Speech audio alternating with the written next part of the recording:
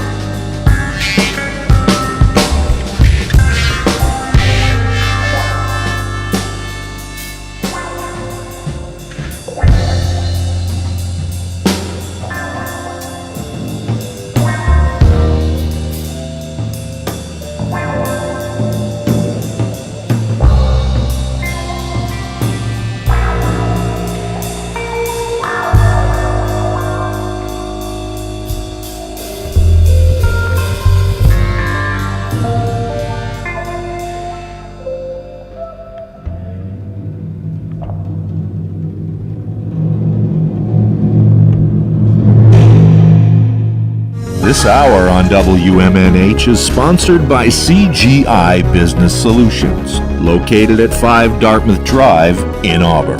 They serve all your business needs, including employee benefits planning, corporate design and business administration, investments and wealth management, and customized business insurance solutions. Their phone number is 866-841-4600 or on the web at cgibusinesssolutions.com. Bring your kitchen to life with Queen City Cabinetry, located at 87 Elm Street in the historic Sunbeam Mall in Manchester. Open Monday through Friday, 9 a.m. to 5:30 p.m. and Saturdays, 10 a.m. to 2 p.m. They can be reached at 603-222-2007 or on the web at queencitycabinetrynh.com. Come see the possibilities. Queen City Cabinetry, another proud sponsor of WMNH. Come on down to the Hop Knot at 1000 Elm Street, Manchester's premier craft beer and gourmet pretzel bar. Tell us more, Trudy. We make our dough fresh every day. We make a variety of styles of pretzels and serve craft beer, cocktails, and a few bottles of wine. We do the traditional pretzel, and we have multiple flavors for that. We also do stuffed pretzels, pretzel sandwiches, free dessert pretzels, and pretzel knots. The Hop Knot in the Brady Sullivan Plaza at 1000 Elm Street. Clemento's Pizzeria, family friendly, awesome for a date night. Clemento's Pizzeria. For delivery, call 603-782-8450. Clemento's Pizzeria, the best pizza in town. 1875 South Willow Street in Manchester, New Hampshire. Best cocktails around. Come in as friends and leave as family. Hey, Maddie, are you excited for the holidays? I am, Peter, but I hope that Santa makes it to every kid's house in Manchester this year. Yeah, I'm worried about that too. I know how you can help though. Wow, Peter, tell me more. Well, I know the people of Manchester will band together to help our kids. It's going to be a miracle on Elm Street. Peter, I believe in the people of Manchester too. What do we need to do? Well, call the morning show any weekday from 7 to 9, and you can donate. The number is 603-250-6007. Or you could send a check made out to Hope NH Inc. and send it to 1045 Elm Street, Suite 300, Manchester, New Hampshire, 03101. Care of The Morning Show. It's a miracle on Elm Street.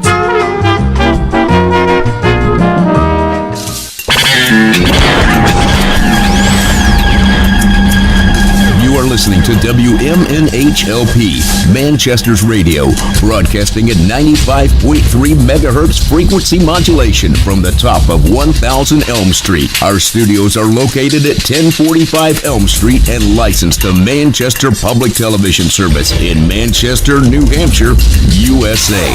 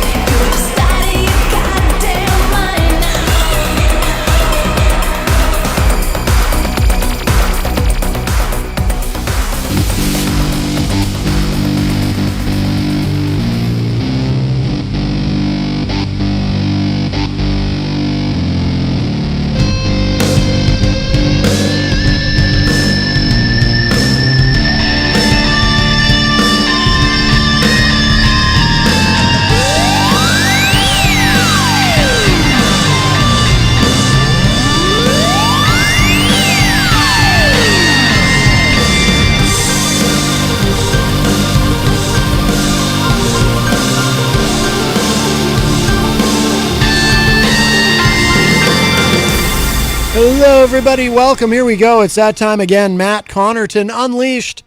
And we are live from the studios of WMNH 95.3 FM in glorious downtown Manchester, New Hampshire. Also on Comcast 97 if you're in Manchester. And hello to all of our online listeners across the nation and around the globe. You can go to my website, mattconnerton.com, for all of your live streaming options, social media links, contact info, show archives, etc., etc. Today is Tuesday, November 29, 2022, and I'm not alone.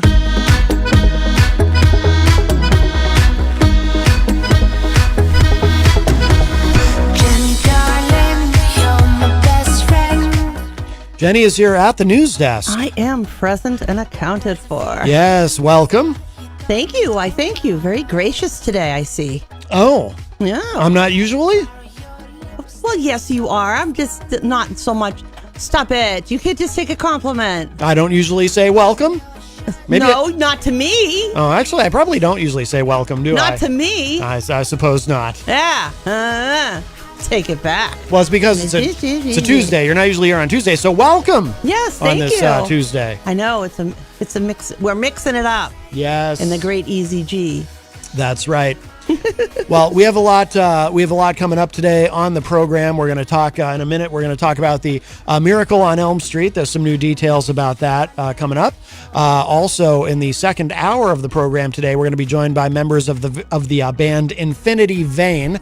They are a really cool band. They've got a track called The Unknown. They're not from this area, but we're going to get to know them a little bit. They're in another time zone. Our friend Billy Painter from Outlaw Radio put that together for us. So he sends us a lot of really good musical guests. So we're going to be talking to them in a little bit as well.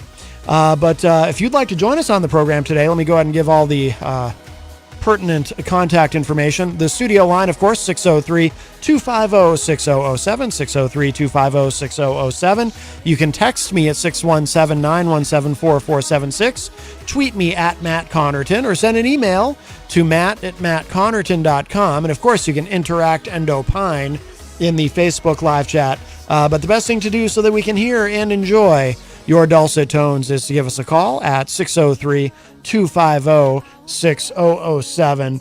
Another quick programming note, too, because somebody asked me about it. Usually the first Thursday of every month after this show, I make a call into the Dr. Kevin Show on the Ohm Times Radio Network, which streams online, but it's right after this show. So, as soon as I get done here, I just grab my cell phone and call in. That will not be happening this Thursday. It is typically the first Thursday of every month, but that has been delayed. So I'm going to be doing that December 22nd instead.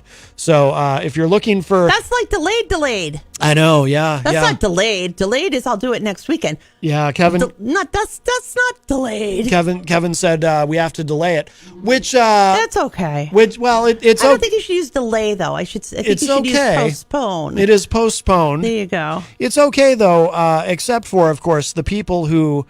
I realize there's a contingent of people who the first Thursday of every month, they'll be listening to the show, and they'll get to the end of this show, and they'll go, oh, my God, I need more Matt Connerton. I need another hour of Matt Connerton. And then there's a way that they can get another hour of me in another venue. But that will not be happening the first Thursday of this month. It'll be happening. It's really a venue. Well, it's kind of more of a setting. Yeah. Platform, venue. I like venue. It's not venue. Venue is you go someplace and see something. I like venue because it sounds French, and we have a lot of people of French descent here in the city. So they probably all like the word venue. I hope that's not stereotyping. I don't mean to be racist. I don't want to assume they all like that word. It's a wrong word choice. I do not think that word means what you think that word means. Venue? Of course it does. No, you can. Venue is a more flexible term than I think you think that it is. No. There's a literal venue, but then there's more of a metaphorical venue. Venue was I'm going to go to the Snoo Arena and see something. Right. This is an alternate setting. Well, that's you can use that alternate setting now. Two words. Yes, alternate setting. Wow. Well, it's on the Ohm Times. That's right. Ohm. See, OM as an Ohm. See where I'm going with that? Yes. See, it works. Almost on another plane. But yeah, so that will be on December 22nd this month. But today we've got Infinity Vein, and then next Monday, Oh, that's right. So Kyle Heavey, I think, is going to pop in. You'll probably be here, and Molly Diago will be joining us. We have a musical guest coming in as well. Yes. So there's a lot Sweetness. going on. Wait, is that next Monday? No, that's not next Monday. That's a week from Monday. So what a tease. Oh, You're I'm sorry. A tease. I'm sorry, You're everybody. awful. It's hard to keep it all straight in my head. You know what it is? I'm distracted by this. So we have, and by this I mean, and I've got a poster for it here. So Peter White was talking it up on the morning show today, some new details. So, of course, we have our annual Miracle on Elm Street event. The toy drive for Manchester's children, which is a wonderful thing, and it's great to be a part of this. This is the third annual Miracle on Elm Street. Through the Manchester Housing and Redevelopment Authority. So a few different ways you can donate. You can actually, if you call the morning show, weekday mornings from 7 to 9 a.m., of course, hosted by Peter White. If you call the show live, you can coordinate dropping off some toys right here at 1045 Elm Street. We're on the WMNH is on the third floor of the building, so you can come down and do that. You can also send a check made out to Hope NH Inc. And mail that to WMNH 1045 Elm Street, number 300, care of the morning show. So you can do that, or, of course, you can attend the annual Christmas party December 7th at 4 p.m. at Bonfire. I think there's going to be goings on, as they say, all day that day at Bonfire. So Peter White will be down there, I think, after the morning show. And some other folks, and we'll stop in there as well before we come here to do this program. So we'll be in studio still, but you'll be able to bring a toy down to the event at Bonfire. So a few different ways that you can donate to this wonderful event. It says here the top dollar will win the prize of sitting in on an episode of the morning show right here on 95.3 FM. For more details, you can also contact Matt Cushane at mattc@hopenh.org for more info on ways that you can help. So a wonderful event. We'll bring this up again in the second hour, of course, to review for everybody. But yes, this is the third annual Miracle on Elm Street coming up. And that is next week, right? December 7 next week. This time of year, Yes. it all gets Yes. very blurry. Yes, dear. It all gets very blurry. You are correct in the time continuum that it will Yes. be the 7th is next week. Outstanding. And if you're going to go out and you're going to think about grabbing some toys to donate, consider some of the older kids. A lot of times it's easier to get toys and things for the younger kids than it is for like older teenage kids. But we want to make them feel special too. So, if you bear that in mind, maybe pick up something for a younger one if you want, and maybe an older one.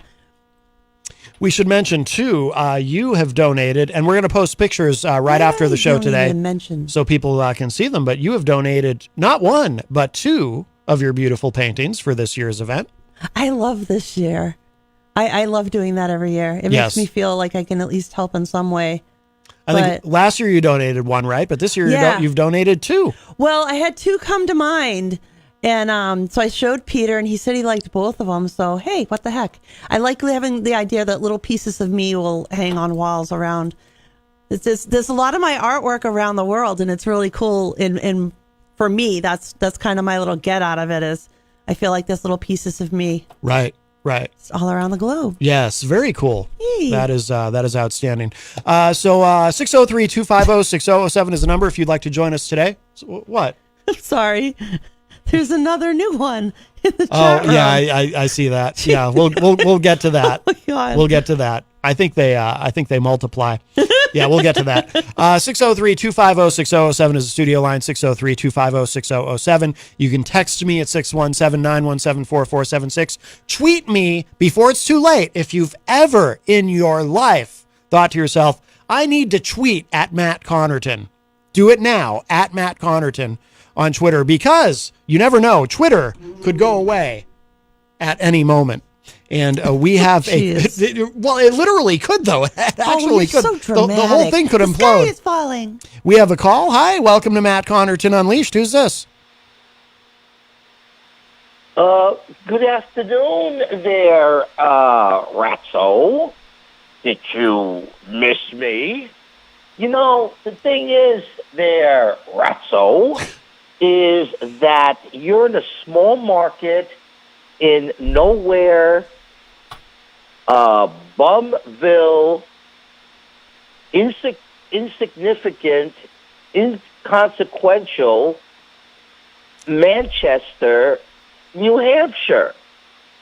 And you're in this small market, and you act like, well, first of all, I could be a huge star in a small market.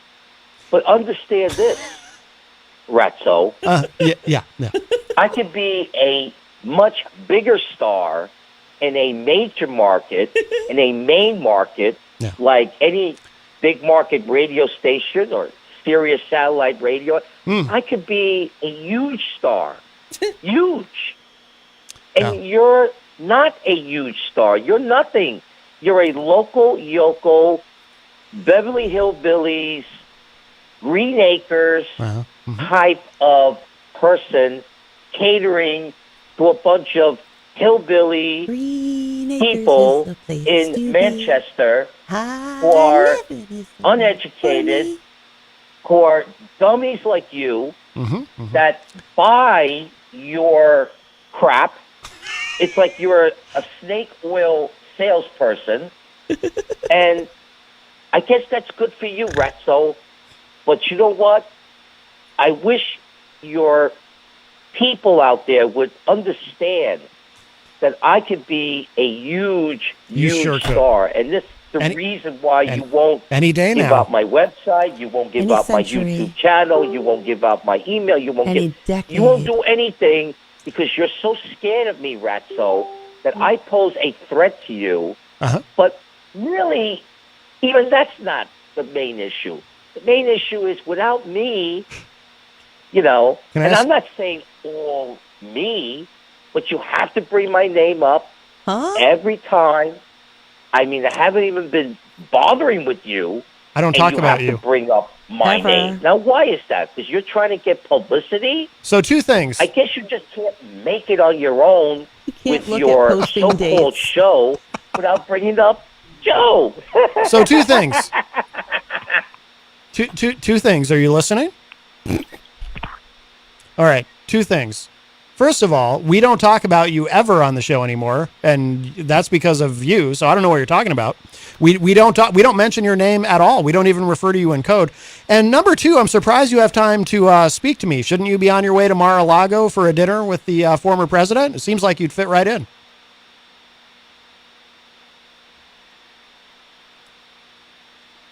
I think he's gone. Oh, there we go. You dented him. Doesn't he? I mean, he was probably there the other night, actually. He's probably already been. I'm sure he fit right in. Surely that there's some blood relation going on there, especially with Mr. Wonderful there. Most likely. Yeah. Well, moving on. Anyway. Moving on to things that are relevant. Yes, relevant. As I was saying, if you've ever wanted to tweet at me in your life, make sure you do it today, because by tomorrow, Twitter could be gone. You can also email me, matt@mattconnerton.com. And of course, you can interact and opine in the Facebook Live chat, and we'll say hello to everybody in there in a moment. But the best thing to do so that we can hear and enjoy your dulcet tones is give us a call at 603-250-6007. Oh, by the way, did I mention we're interviewing Infinity Vein? It's this afternoon in about 45 minutes. Yeah, I bet a lot of people would like to interview Infinity Vein, and are probably really enjoying that music. Probably really jealous that we're getting to do it. I'm looking forward to hearing the song at the top of the hour. Yes, absolutely. Yes, always room for excellent musicians and artists. Absolutely. Come hawk your wares and with us. And we're very professional, so they want to be on the show with us. And we do have a bit of a reputation for being the one radio station you can go to that will play your song. They come to Matt Connaughton Unleashed because they know they'll get airplay. That's right. And on a real radio station. We have a call. Hi, welcome to Matt Connaughton Unleashed. Who's this? Come on down to the Hop Nine. Hi, you can turn your radio down, please. Turn your radio down for that sweet sound. Is that how that song goes? I know, I think the rhythm's off a little. Hello? All right. Yeah, it's so boring. I think we got pocket dialed. Probably. It was a butt dial. It happens. Now, I by the way, I wasn't going to bring this up, but it is suddenly germane to today's program. There was recently a study that showed that 87% of instances where someone pocket dials or butt dials someone, subconsciously, they meant to do it. They're reaching out to someone they wanted to speak to, and subconsciously they did it on purpose. Perhaps in a trial to be relevant. Now, by the way, speaking of relevance, and speaking of that study I just mentioned, I actually might have made some of that up. And by some, I really mean most. And by most, I really mean all. But, seriously, stop it. But it's a fun thing to think about. It sounded good. I know. I was liking that idea. You have to go and blow it for me. It was all a lie. It was a lie. It was a filthy You're lie. such a liar. I am. Liar. A filthy lie. You remember that song? I do, yes. Oh, Rollins Band, yes. Well, that does open up the line for you. 603-250-6007, 603-250-6007. But we will go ahead and say hello to everybody in the Facebook live chat. Jenny, I see that you're in there. I'm everywhere. Shalom, peeps. Also, Jason Fedderson joins us and says, good afternoon, everyone. Oh, Chris Poirier, also known as, or Poirier, I'm not sure which way you pronounce his name, from, of course, also known as Crispy, the comedian. We got to get him back on. Yes. It's been too long. Absolutely. It has been quite a while. And I better be on a day when I'm going to be here. Yes. I'm going to get mad. And I think he said something in French in the Facebook live chat, but I can't even know. See what I did there? It wasn't that. It was like, voilà, vous. I don't know. Voulez-vous français? Look, I'm going to be honest with you. There's too many consonants and not enough vowels. Oh, what's that other song? No. That's the problem. Moi, c'est soi. That's the What's that problem. song? That's the problem with French. There's too many consonants. I mean, too many vowels, not enough consonants. And I hope that's not considered racist. You just never know in these very sensitive times. It's a little easier than Dutch, where there's like every letter in there 6 times. Yeah, that's just too much. That's too much. Easy beat Greensboro. And by the way, I have a hunch that the Greensboro in Easy Beat Greensboro refers to Greensboro, North Carolina. It's just a hunch. But What would ever make you think that? Seriously, dude. That seems to be. I think we have more. Have you been on this show? I think we have more listeners in Greensboro, North Carolina than we do in Manchester, New Hampshire. We're going to have to book a vacation. I know. We're going to have to go to Greensboro. Apparently, there's a lot of live music there. There's always a live performance going on in Greensboro. It's amazing. But Easy Beat Greensboro says, good afternoon, hashtag Matt and hashtag Jenny. We say we are a pop singing group of a man band. We are friends of Archer Flight. Ah, yes, Archer Flight, also from Greensboro, North Carolina. Archer, that's a cartoon. Quite the music scene there. Archer's a great cartoon. Yeah. Love Archer. Crispy also says, OMG, Matt, where do you find these guys? Oh, no. They find us. Oh, he attracts all kind. Can I tell you? Can I tell you what this man attracts? They find us. We don't go looking for nobody. You can try and hide, but they find you. Yeah, they find us. It's the Connerton attraction. Yes. Rocky Uber. The mesmerizing microphone. Yes. Rocky Uber joins us in the chat and says, wow, that the guy who stole Christmas who just called? Could be. Easy Beat Greensboro says, we say that we hope you have a wonderful guest soon. Is an actress singer is Heidi Lenhart. Well, I'm going to, who? I don't know anything about this Heidi Lenhart. I see a real person. I'm perfectly open to speaking with her, but I'm going to go out on a limb and guess that Heidi Lenhart is from Greensboro, North Carolina. I don't know. I'd have to figure it out. I'm just guessing. Let's see. I clicked wrong. Also, our friend Melanie La Liberty from the great state of Vermont joins us in the Facebook live chat. Very nice, very nice. 603-250-6007, 603-250-6007. There's always many things going on in the news to discuss, but something that I wanted to, and I don't think I said anything to you about this yet. And actually, I know that I didn't. Seriously? What? I asked you before show, what's know. on your mind today? I know. Well, thinking of this. Well, thinking of that. I and work- now you're like, oh, it's something I haven't even mentioned to you. I asked you what you were doing on show literally 10 minutes before we were going live. I am a What am I? I am a spontaneous performer. I like to improvise. There's a lot of yes and when working with me, and that's just how it is. I'm gonna get quiet now. That's just how it is. Anyway, what didn't you tell me? So, and I shared it out on the Facebook. Bill Maher does this great, it's really good, this podcast called Club Random. I'm a fan. I like it very much. Although I've only had a chance to play a couple of them all the way through. One of them was with Daryl Hall, which I loved because, Daryl Hall and John Oates, one of my... Actually, I've done some work with a guy who has worked with Daryl Hall, sound engineer. I don't know if you knew that. I made that up too. That was very inside. Very inside. I apologize. Stop it. But back on track with you. But anyway. So I really enjoyed the Daryl Hall interview. But so my friend Mike Laughlin, who's a very talented musician, he messaged me the other night and said, "Hey, have you seen this?" And it was a link to Bill Maher's newest interview with Gene Simmons of Kiss. Yes. Wow. So I was very excited. So I played it. I played part of it the other night after you had gone to bed. I was listening to it. And then I listened to the rest of it yesterday here as I was uploading and doing things after my show.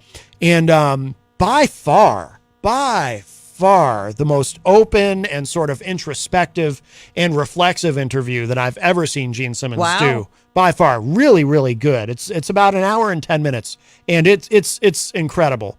So if you are even a casual fan of Kiss or you're even remotely interested in Gene Simmons, I suggest you check it out. But there's a very interesting moment that happens during this interview. Something comes up. They do get into politics. Gene, not a big fan of Trump. Apparently he was at one time, but not, he said he talked about being excited when Trump was first elected because he knew Trump. And then about a year into the Trump presidency, Gene was like, I don't know. Anyway, I'm glad for that because I would have thought less of him if he hadn't jumped off. I don't think he or Paul Stanley are particularly fans of the former president. That's my impression.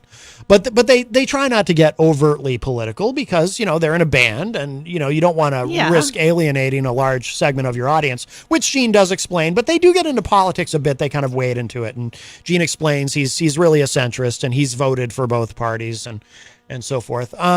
But there's a very interesting moment where, and he talks about how music is like one of the few unifying things that we have in this world that brings people from all political persuasions together, and you can go and enjoy music and not even talk about politics. And he said, he has close friends who are very liberal. He has friends who are very conservative or business associates. Actually, he doesn't have a lot of friends.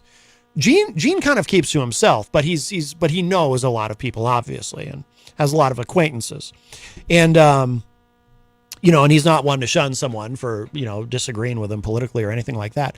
But he throws out, and it's just a quick aside, a quick comment that he makes during the interview, though, that as a diehard Kiss fan, Kiss is my favorite band, as you know.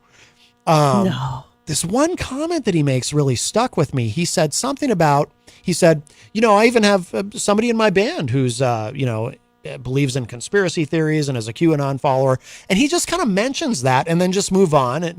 And Bill Maher doesn't ask him, who it is or anything. And Gene probably wouldn't have said anything. So I don't know if anyone else watching that interview, if that really, if they went, wait, what?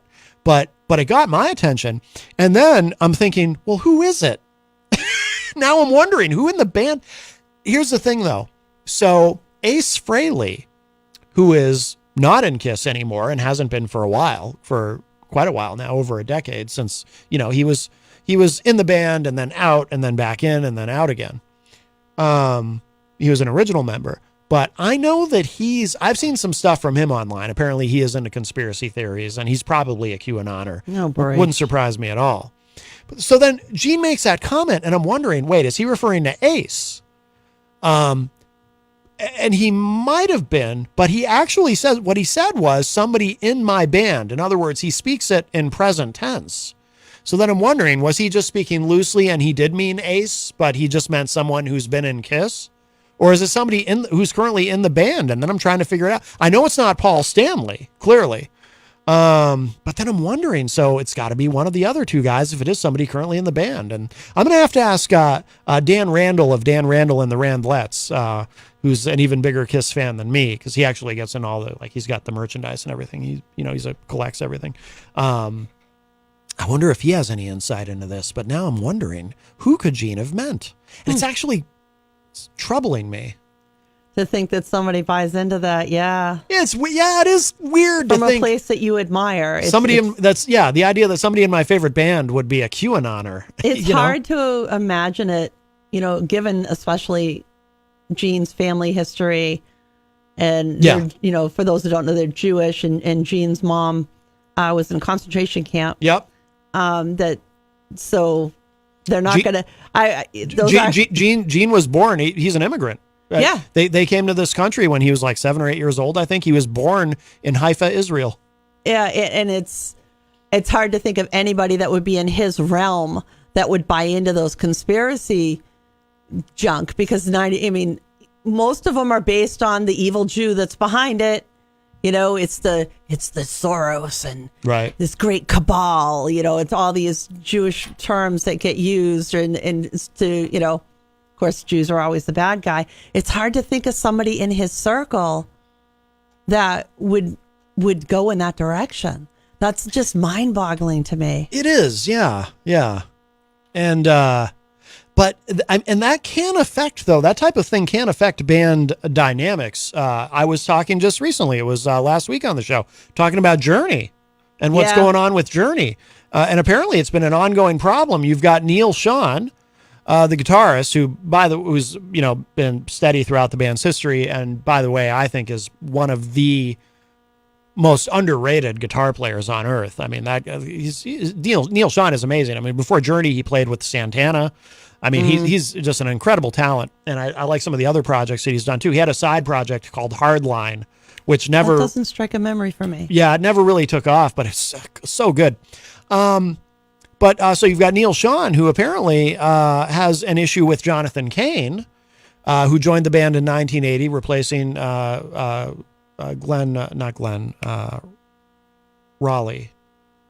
Greg Raleigh on keyboards.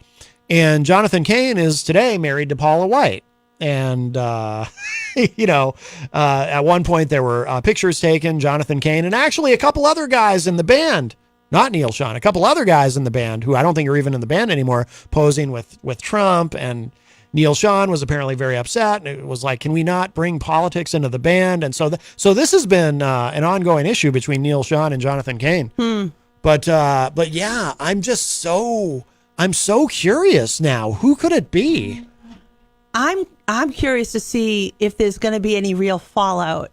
Now that he's gone so far as to have not just any anti-Semites, but a Holocaust denier, no less, and one of the leaders in the white supremacy movement in the United States, as his guest to dine at his table, to break bread with him.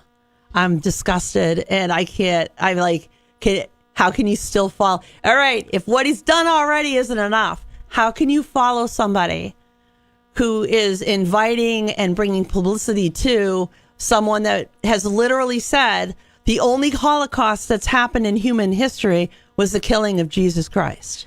Well, meaning the Jews.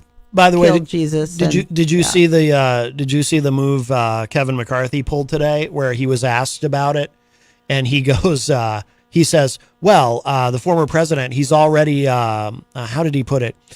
He's already condemned Nick Fuentes and his ideology 4 times now." And someone had to correct him and say, no, he did not. He on 4 times now, he's said he did not know Nick Fuentes, but he did not condemn Nick Fuentes or his ideology. And then Kevin McCarthy said, okay, well, I condemn his ideology. But and Fuentes was part of the leadership that was taking place in Charlottesville, where the young lady was run over by the car, and they were marching through with torches saying Jews will not replace us. Yeah. He was right there helping with that. He was part of the coordination. He was all in. This guy is a full-on white supremacist to the core. He'd no sooner kill you than break bread with you if you've got a drop of unwhite blood in your body. Yeah. What you can say now, McConnell's also trying to pull himself to show it. He made a comment like, in his judgment, he finds it highly unlikely that somebody who meets with Fuentes could be elected president of the United States. Yeah. Whoopee. And he did further go on to say, quote, there is simply no room in the Republican Party for anti-Semitism or white supremacy, and that would apply to all of the leaders in the party who will be seeking offices, end quote. Well, that's pretty strong for McConnell. I mean, I don't believe for 1 second that he won't toe the line if Trump is the nominee. If Trump gets the nomination, he's going to toe that line. All these people are going to follow all the of line. this stuff doesn't matter. It doesn't matter if they get a benefit out of it. That's all they care about. It's absolutely bull. And I feel like it's been bull for generations. For generations, we have heard never again. Don't forget, never again, never again. Right? That's the call we've all heard. And America's supposed to be, he puts himself out there as the best friend to Jewish people, but then he's dining and supporting and bringing attention to the lowest of the low white supremacists, one of the very leaders who leads to people's death, who believes that people who are Jewish, who are black, who are Asian should be trampled under our feet. Should be nothing more than slaves to the white race. I noticed you said trampled. I did say that. So unintentionally, but true. Yes. Yeah, that's why I noticed. That was very good. I didn't do it maybe my brain was doing it for me. Well, but seriously, I mean, this is disgusting. It's not anybody he's got at this table. Nick Fuentes isn't just anybody. Yeah, so there was I have to admit, so when Trump said initially that he didn't know Nick Fuentes, that is possible only in the sense that I have to admit that guy fell off my radar for a long time too. Break. But how many staff does he have around him? Well, that's the thing. Nobody's going to say, "Sir, it's a white supremacist." That's the thing. Well, it is possible that no one said anything to him because if he didn't know he's derelict as a human to what he's bringing into his own home. Well, what I was getting to though is, so even if he didn't know who Nick Fuentes was, and it is possible that he forgot. I mean, Nick Fuentes is, like I said, I forgot the guy existed. I mean, I didn't want to know he existed, but he's out there. But that doesn't explain, well, what is Kanye doing there? When Kanye is out there openly making anti-Semitic comments, and even Ben Shapiro and Candace Owens, who are usually perfectly willing to enable that kind of thing if it's someone that they like doing it, even they have turned against Kanye now. I mean, when Candace Owens turns against Kanye West, then clearly this isn't someone Trump needs around him, and yet, but no one questioned Kanye West showing up apparently. And nobody solicited Trump from this for all we know. Trump intentionally invited those two men to come dine with him at Mar-a-Lago. Come break bread with me. That's what these two particular people just happened to go eat with Trump together as they are both splashed. I mean, especially Kanye in his, I ain't calling him by whatever his fake, whatever. I have no respect for the man. I have no reason to respect him. It is this disgusting excuse of a human being, I'm like, I feel broken. I feel it's like, if there's anything worse that a person can do, who wants to be the leader of our country again, but to meet and break bread with the very people that would really like to kill off half the population, actually greater than half. Sorry, folks, but there's far more of our country that is a mixture of wonderfulness than there is pure white or whatever you might consider that to be. Yeah.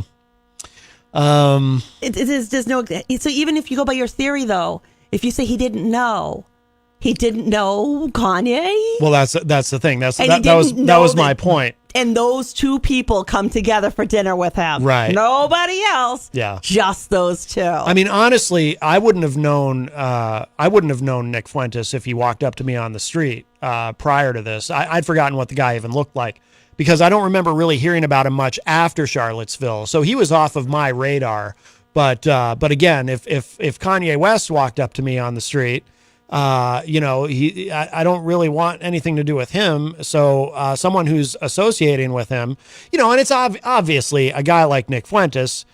He's using Kanye to he's chasing clout using Kanye. Oh yeah.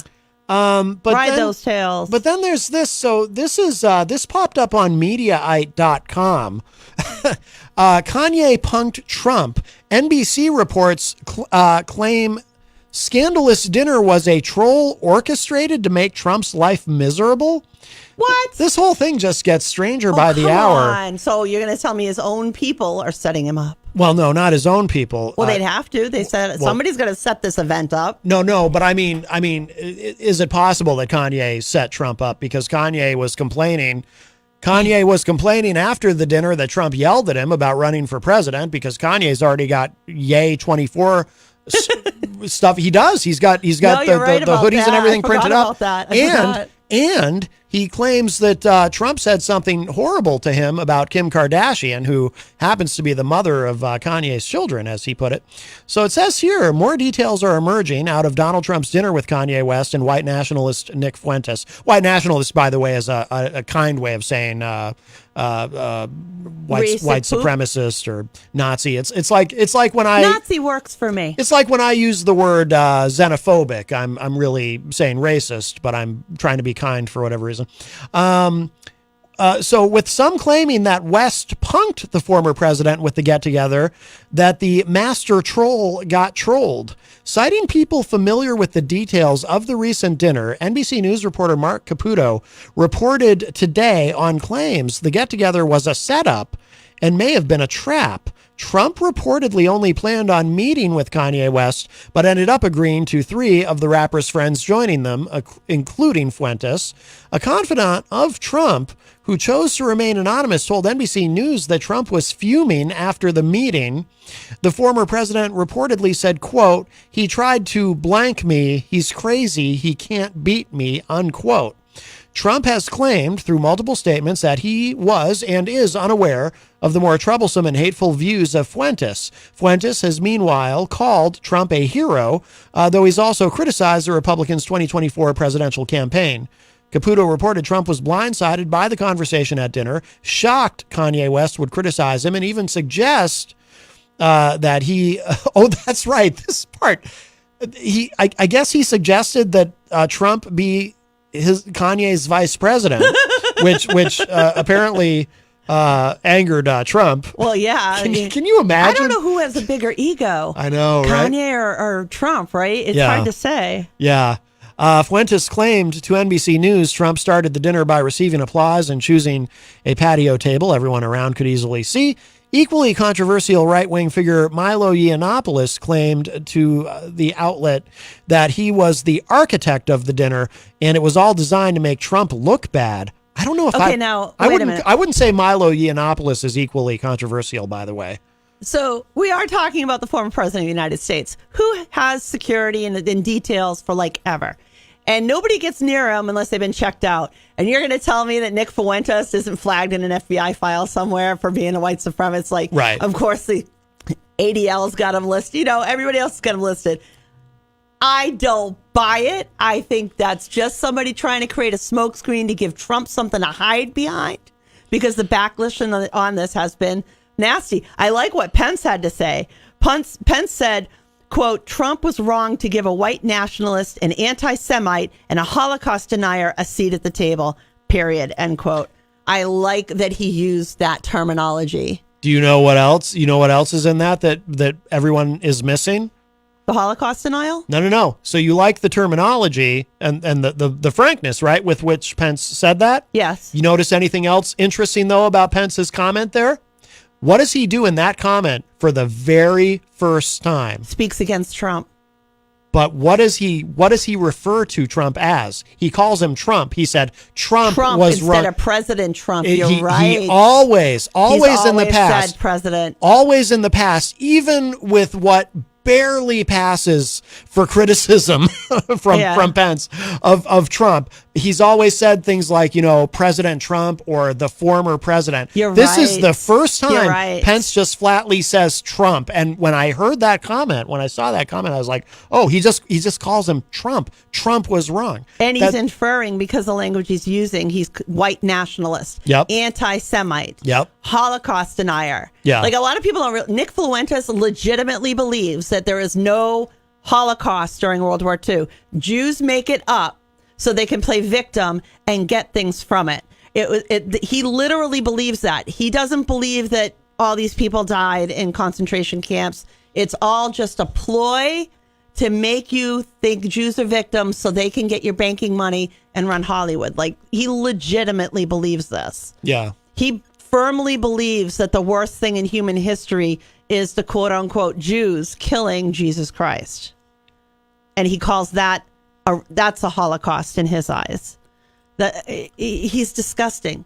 He's the white supremacist. That's their guy. They love holding him up to the light. And there's no way you're going to tell me that Kanye invited his buddies to come with him to Mar-a-Lago, and there was no check and balance. Nobody just gets in to see the president. You have to be cleared to get near him. And this guy is on everybody's list. Yeah. So there's no way he didn't know who Nick Fuentes was before he sat down and ate with them.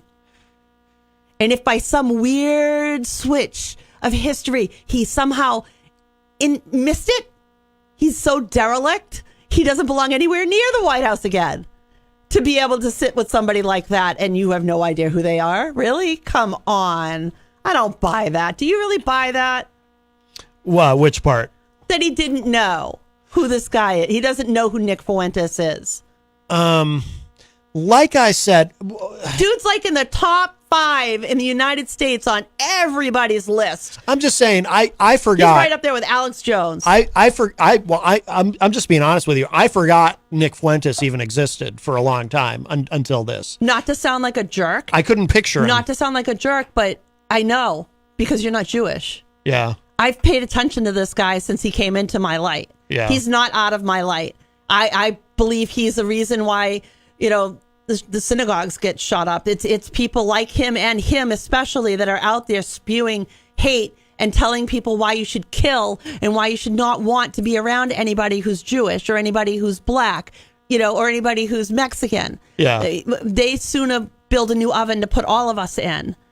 And I think I'm kind of a little hypersensitive to it. Well, and it has been a significant increase in this country. You and I have talked about this before. Oh, yeah. I mean, New York State alone, they had the statistics, 75% increase in anti-Semitic crimes in New York, in the areas that are primarily Orthodox, like super Orthodox. Yeah. Men who were walking because they don't drive or anything on the Sabbath, men who are walking to go to shul, to go to synagogue, to pray Saturday mornings are literally getting beaten to death in the street. They're not robbed.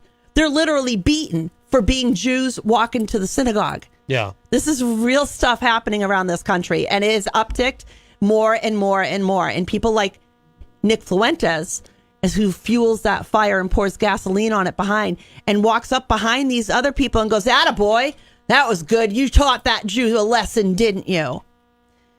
And when we live in a society that you can be at a fair or go somewhere and you hear a vendor with somebody else behind you say, you Jewed me down. And everybody laughs around them and thinks that that's just a joke. Because that happened to me. And I said, it's not a joke. It's not funny. And they told me I was a Karen.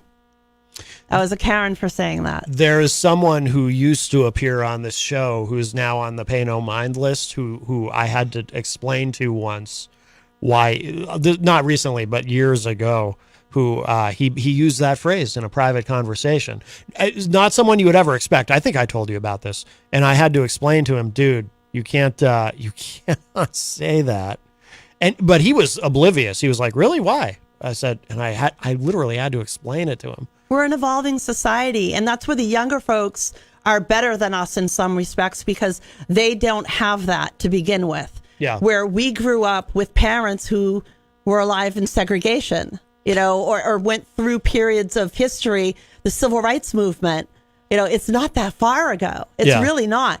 And like, I can remember an older relative of mine years ago when I was a kid, a new family moved in and it was a black family. And I went to play with them and I got taken aside and told it's okay to be friends with them, but not date them, because they thought that I was paying too much attention to the little boy who happened to be black. That was, and you know what's funny too? They probably thought they were being super progressive by saying it's okay to play with them. Yeah. You know exactly, what I mean? Yeah. Exactly. Yeah. Well, it's like I always say, I do think it gets better with every generation. It's getting better. We have setbacks. But we still have too many people in power that get to make the rules we have to follow. Yeah. That still harbor those beliefs, who see people of a different color as beneath them or less human than them. There are men that still do that. You go into that. It's not been that long in our history that we've actually gone to this point where everybody's supposed to have the same equal rights. Yeah. Just to finish up this report from media, I had no idea that Milo Yiannopoulos had any involvement in any of this. He's another one I forgot about. I mean, his name I recognized immediately, because how do you forget Milo Yiannopoulos? I think he is Jewish, if I'm not mistaken, and he's gay, or I think he was gay, but he did the conversion therapy because sounds like he's Greek. Now maybe. he's religious. Oh yeah, it's a Greek name. Yeah, but it's is this a quote from Yiannopoulos himself? Let me back up here. I want to make sure I get this right. So it says equally controversial, which again, Milo Yiannopoulos is controversial, but I wouldn't say equally controversial. Milo Yiannopoulos claimed to the outlet that he was the architect of the dinner and it was all designed to make Trump look bad. Oh, okay, so this is an actual quote from Milo Yiannopoulos. He said, quote, I also wanted to send a message to Trump that he has systematically, repeatedly neglected, ignored, abused the people who love him the most, the people who put him in office, and that kind of behavior comes back to bite you in the end, unquote, he said. Adding the purpose of the dinner was to make the former president's life miserable? That's interesting. This whole thing is getting increasingly bizarre. This doesn't make any sense how anybody could get that close. Although, I don't know. Really? See, now you have me thinking, like, could he really have been that ignorant to know who he was going to sit down with? I think it's possible that he didn't know who Nick Fuentes was. I can't say it's out of the realm of possibility. But again, it's not an excuse because... But if it is, he's got really bad staff. He got there, he showed up there with Kanye, number one. And number two, just saying, Kevin McCarthy said, on 4 separate occasions, he denounced that ideology. No, but he did say on 4 separate occasions that he didn't know Nick Fuentes. But he should go further and denounce the ideology and actually denounce Nick Fuentes. It's interesting that they would combined with each other, though. You would think that Fuentes wouldn't like Kanye because he's a black man. True. I think Fuentes just doesn't like Jews more. I think he's just, He's more against Jews. And so they connect with each other on that one. I think so. I think that's probably what it is. Or maybe they plan to split up the world. They're united in their anti-Semitism. Yeah, they want their segregation back. It says here, a source told Fuentes added, quote, Fuentes is now kind of weirdly turning on Trump too, though. It's bizarre. But Fuentes added, quote, I hate to say it, but the chickens are coming home to roost. This is the frustration with his base and with his true loyalists, unquote. A source told the outlet Trump was blindsided by the meeting and fallout. A longtime advisor also anonymously said the former president was punked by Kanye West. The advisor added, quote, the master troll got trolled. Kanye punked Trump, unquote. Yeah, I don't know about that. I don't know about it. It's all very bizarre. It's becoming increasingly strange. So I don't know. All right. What we're going to, let me look at these Facebook live chat comments just very quickly. And then we're going to go to break a little bit early because I want to show some love to our amazing sponsors. And then we're going to play the debut single. I believe it's the debut from the band Infinity Vein, this track, The Unknown, which I also played on the show yesterday, but I want to play that again before we speak with them via Skype. Let's see. Oh, Alex Whiteley, our friend from the UK, joins us in the Facebook live chat. Hello, Alex. Hello. Let's see. Easy Beat Greensboro says, good afternoon, hashtag 425 of WFMY News 2. We hope in our area in Greensboro, North Carolina, is tomorrow morning weather will be rain likely and isolated storm? Yes, I can confirm that. That will be the weather there. I checked. Goof. Yes. Oh my God. Crispy says, Jenny, I'm stealing Trumpled for my next comedy set. Oh, go for it. Very nice. That's cool. Very nice. Very nice. Easy Beat Greensboro says, we say that so true, hashtag Jenny and hashtag Matt. We rather say, and we will be performing next year of 2023. Joe Friday mentioning in the Facebook live chat, The Miracle on Elm Street. Yes, that is coming up Wednesday on the December 7th at Bonfire. Absolutely. We talked about that a bit earlier in the show, and we'll talk about it again in the second hour after our conversation with Infinity Vein, of course. Let's see. Easy Beat Greensboro says, we say hashtag Matt Connerton and hashtag Jenny Coffee. We say President Biden is the best. We hope he stays being president. We said. No. No, just no. I'd like. I need something new. I'd like someone younger, not to be ageist, but I'm thinking a young, fresh-faced 65-year-old as president. He's Wouldn't that be not amazing? all that in a bag of chips, man. He was just the stepping stone to get away from the trumpeter. So we need somebody fresh. Give me somebody fresh and new. Both sides. Give us fresh new people. Yes, that's what I want. Dang it. That's right. All right, let's go to break. We're going to show some love to our sponsors, like I said, and then we're going to hear the debut track from Infinity Vein, The Unknown, and then we're going to talk with them in the beginning at the top of the second hour. You are listening to Matt Connerton Unleashed, and we are live from the studios of WMNH 95.3 in beautiful downtown Manchester, New Hampshire. Plenty more to come.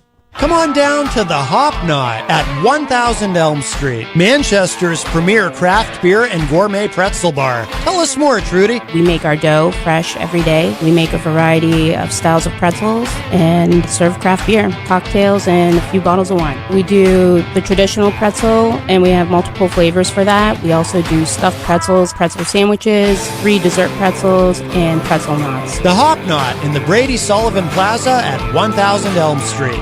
Bring your kitchen to life with Queen City Cabinetry, located at 87 Elm Street in the historic Sunbeam Mall in Manchester. Open Monday through Friday, 9 a.m. to 5:30 p.m. and Saturdays, 10 a.m. to 2 p.m. They can be reached at 603-222-2007 or on the web at queencitycabinetrynh.com. Come see the possibilities. Queen City Cabinetry, another proud sponsor of WMNH. Clemento's Pizzeria, family friendly, awesome for a date night. Clemento's Pizzeria. For delivery, call 603-782-8450. Clemento's Pizzeria, the best pizza in town. 1875 South Willow Street in Manchester, New Hampshire. Best cocktails around. Come in as friends and leave as family. This hour on WMNH is sponsored by CGI Business Solutions, located at 5 Dartmouth Drive in Auburn. They serve all your business needs, including employee benefits planning, corporate design and business administration, investments and wealth management, and customized business insurance solutions. Their phone number is 866-841-4600 or on the web at cgibusinesssolutions.com.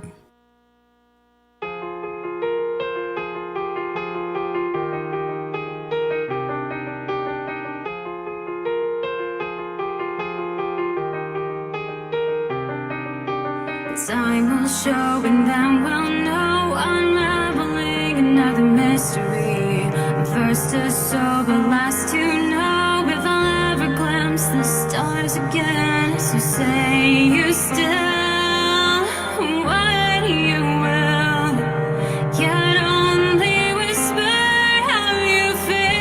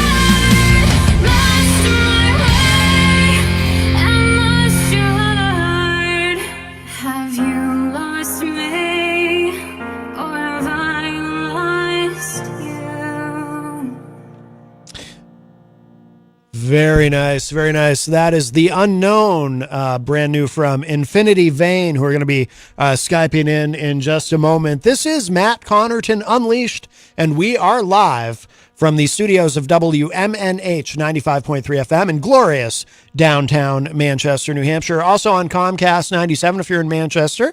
And hello to all of our online listeners across the nation and around the globe. You can go to my website, mattconnerton.com, for all of your live streaming options, social media links, contact info, show archives, etc., etc.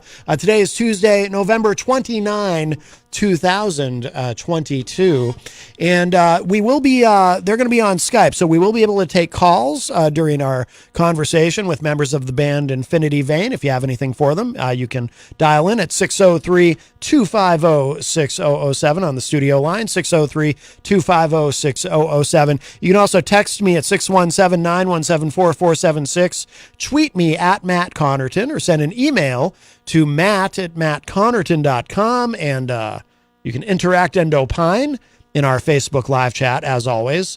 But the best thing to do so that we can hear and enjoy your dulcet tones is to give us a call at 603-250-6007. And by the way, I would just remind you, if you're thinking about using Twitter, I suggest you do it soon. It's not something you want to put off, because Twitter, any day now, any hour, any minute, it could completely implode and go away.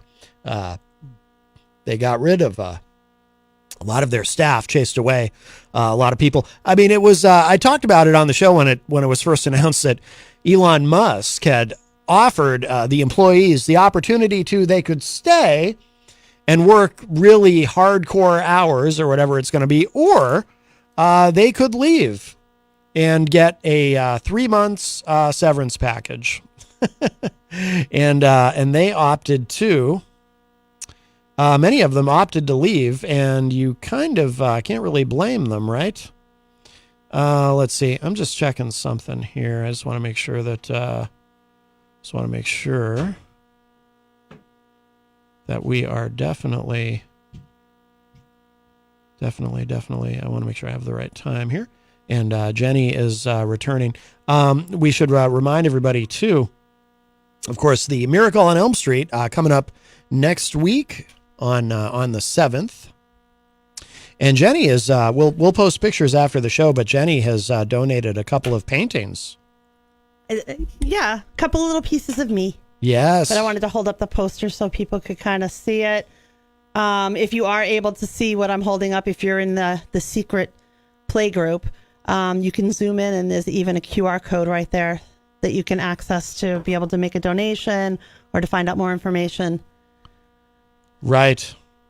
And remember, we're helping kiddos right here in Manchester. Yes. So everything we're doing is helping kiddos right here in our home. Yes, absolutely. I'm just so like if you go out checking something here into a store and you happen to see like a really cool kid's toy or something that maybe a teenage girl or a teenage boy would enjoy having, and you feel like picking that up, you can bring that right down here to 1045 Elm Street and drop it off at the studio. And you can also go to the bonfire. Yes. Where they will be having an annual Christmas party on December 7th at 4 p.m. at the bonfire, where we're all going to be gathering. And my paintings and many other awesome gifts are going to be available for raffle prizes. And of course, that money will go directly to keeping kids here in Manchester from having an empty Christmas or an empty Hanukkah in their home. Yeah, so this year, what's going to be happening is Peter White will be on the air from here most of the day, so that part will be done in studio, and then he's going to head down to Bonfire after he gets off the air, and he invited me to come in early if I want to start my program a little bit early that day. Cool. But you know, people can donate gifts. They can donate them here during the morning show, of course, but they can also donate them right at Bonfire. And I do remember. Well, you know what's funny? So I have specific memories of this. I remember last year. Because we just did everything live from Bonfire last year, and there were a ton of donations, a ton of gifts. There were. I'm hoping that it's going to be just like that this year, maybe even a little better. Yeah. And whoever donates the most, the top donor, if you will have the ultimate prize of sitting on an episode of The Morning Show with the great Peter White. Yes. You'll come in bright-eyed and bushy-tailed with the gang and be in studio. which is a lot of fun. Absolutely a lot of fun. So if you can help, if you can donate, please do. Let's make sure that all the kids in Manchester are happy and feel seen and feel a part of our community. Just to remind people, too, about how they can contribute to this, and this is through the Manchester Housing and Redevelopment Authority. You can contribute 3 different ways. You can drop off toys here at 1045 Elm Street, number 300. Call into the morning show and then, arrange a time to drop them off here during the show in the morning. You could, I'd say, you could even do it during my show, but the problem is that door downstairs locked. So it's something you'll want to do during the morning show. Or, of course, you can bring them to Bonfire on during the annual Christmas party on December 7th. Or another thing, or probably even earlier than that, because I think last year people were bringing gifts to the bonfire early. Or you can also send a check if you want to just make a monetary donation made out to Hope NH Inc. Hope NH Inc. And mail that to WMNH, 1045 Elm Street, number 300, care of The Morning Show here in Manchester, New Hampshire. And if you happen to be the one that donates the most, you will appear on The Morning Show with the great Peter White and the gang. Yes. I don't know what's going on with our guests. Oh, well, maybe they're having a technical glitchy. That is very common with the Skype. Yeah. I know our friend Billy Painter was trying to arrange it so they would like he's done with previous guests. He would Skype them in, like they would connect on his end and then he would get them connected here. But for whatever reason, not seeing it. It's, I'm over here. I'm checking it out. From what I can see, it looks like it's still the United States 1, Iran 0 in the World Cup game. They are currently in their final match of Group B. So this is win or go home for the United States. Billy just messaged me and said, "You ready?" Yes. Of course. Of course. We're professionals. Of course we're ready. Now, looking forward to this. So we're going to be joined in a moment by members of the band Infinity Vein, and we'll get to know them. I really like their sound. I really like that track a lot. Oh, by the way, I noticed something. Did you see this in the Facebook live chat? You know how Easy Beat Greensboro was saying he wants Biden to remain president? Yeah. And you contradicted that? Yeah. And then the next thing was, we need a new president, hashtag Jenny. Oh, my God. I see that now. All right, I think we have guests. Infinity Vein, are you there? Hello? Hello? Hello? Can anyone hear us? I hear somebody. I hear breathing. Sounds like breathing. Anyone there? I don't think they can hear us. Technology. I like my Jetsons life. Oh, somebody's typing. I don't know what that sound is, but I'm going to turn that down. Yeah, wrong thing. Oh. Oh. Oh, I hear a voice. Hello? Usually when Arm and I are in any kind of call, I hear his keyboard because it's very loud. Can you hear me? Can anyone hear us? Very clickety, clickety, clackety. I think they have us muted on their end. What are the cherry ones? Yep. No, they're actually they're linear yellow switches, so they're actually silent. They just bottom out really easily and make a loud clack. I'm very... Who's clacking? What's clacking? Is it clacking? All right. All righty then. Well... Yeah, they don't have any tactile resistance at all. Well, we're learning a lot here today. What is having tactile resistance? What are we resisting? I don't know if that's better. No, everybody hates using it. My. It's absolutely terrible. I've gotten used to it. All right. Well, that was fun for a moment. I'm going to go ahead and disconnect that. Gee, I'm wondering if the U.S. just won. Why is that? I'm seeing an image of CBS Sports headquarters. USMNT advances to round of 16 in World Cup, defeated Iran 1-0 to finish in second place in Group B. Hoorah! U.S. wins. Go home, Iran. All right. Excellent. You saw the controversy that went on about that too, right? No. With the U.S. and the U.S. Soccer Federation did a social media post over the weekend, and it featured all the flags of the countries that are competing in Group B, which is where the one we just did, which included today's match, the U.S. and Iranian match. In the posting that they did, though, the Iranian flag icon was missing its Islamic Republic emblem.